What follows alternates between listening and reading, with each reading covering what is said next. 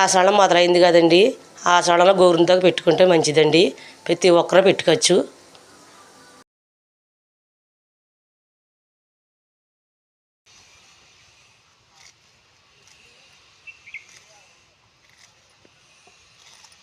ఇవి గోరింటాకు కాయలండి. ఈ కాయలు రాలి మళ్ళీ మొక్కలు అవుతాయండి.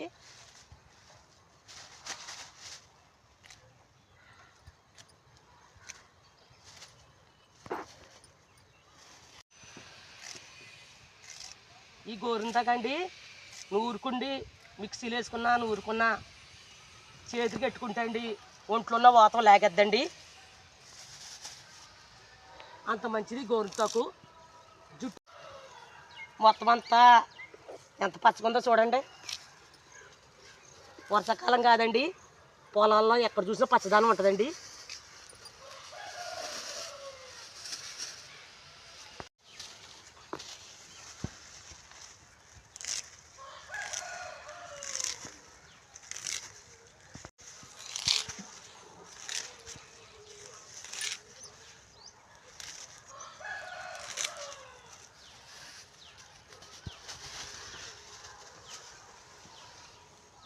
గోరింటాకు కోసానండి, ఒక 5 సరిపోద్ది.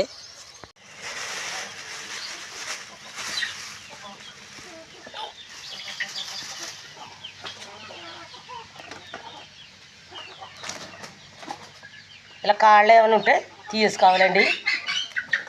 ఆకు అయితే చాలా ఎక్కువ కోసాను. ఇలా దూసేసుకోవాలి ఆకు.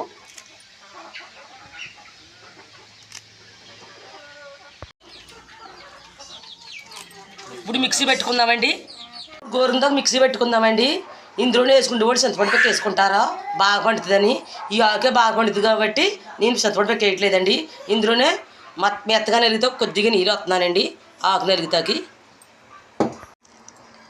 ఆకు అన్నది లేకుండా ఇలా నలగాలండి. బాగా నలిగింది.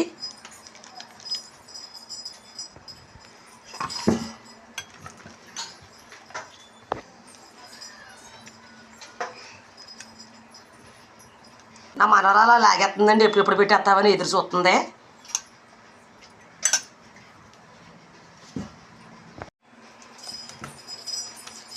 చూడండి, ఇంకా గోరింటాకే పెట్టుకెళ్ళైతే ఎంత ఎరగా పండిపోయిందో. చింతపండు వేయకుండానే పండిపోయింది.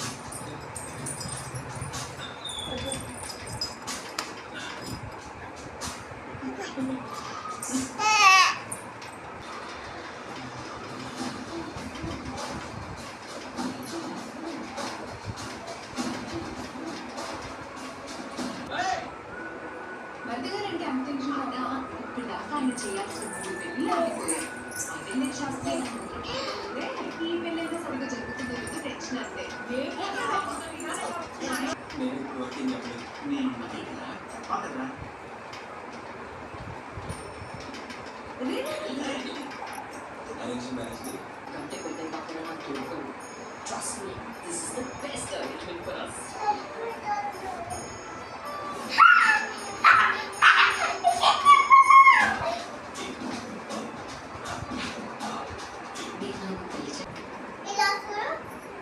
బాగెట్టుకున్నా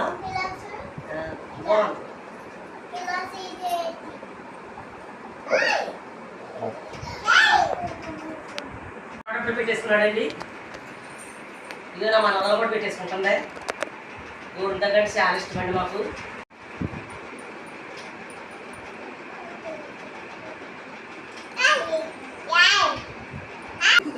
గోరింటాకు ఎప్పుడైనా పెట్టుకోవచ్చండి. అదే ఆసనాలు పెట్టుకుని ఇంకా మంచిది. చూపించుకో పడుతుందే. ఈ గోరింటాకు పెట్టుకున్న వల్ల వాతం లేగద్దండి, చాలా మంచిది. ప్రతి ఒక్కరు పెట్టుకోవచ్చు, చిన్నోడు కానీ పెద్దోడు వరకే.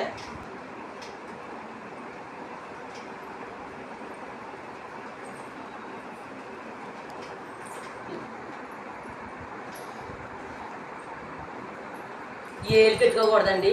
అన్నదమ్ముళ్ళు ఉన్నవాళ్ళు పెట్టుకోకూడదు. నాకంటే తమ్ముళ్ళు ఉన్నారు కాబట్టి పెట్టుకోవట్లేదండి.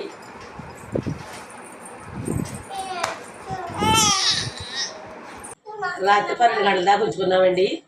బాగా పండింది.